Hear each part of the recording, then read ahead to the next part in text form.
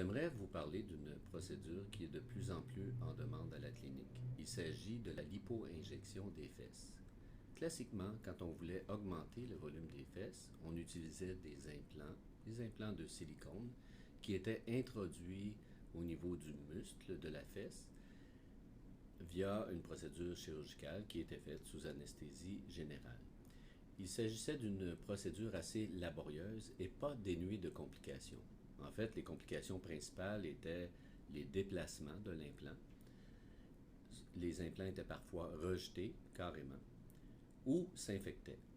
Alors, toutes ces complications ont fait que la procédure a perdu passablement en popularité et été progressivement remplacée par la lipo-injection. En principe, ce qu'on fait, c'est qu'on aspire la graisse aux endroits où elle n'est pas désirée. La graisse est ensuite filtrée et réinjectée au niveau de la fesse pour créer le volume désiré. Je vous montre ici un exemple de résultat. En fait, la graisse a été aspirée au niveau des flancs, au niveau de l'abdomen et réinjectée au niveau de la fesse pour augmenter la projection.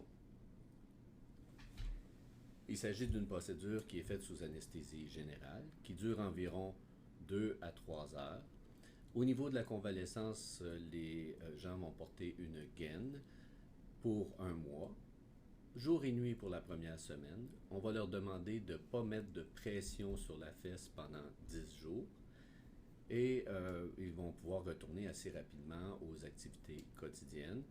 Ce n'est pas une procédure qui génère énormément de douleur. On aura besoin de prendre évidemment des analgésiques pendant peut-être 3 à 5 jours.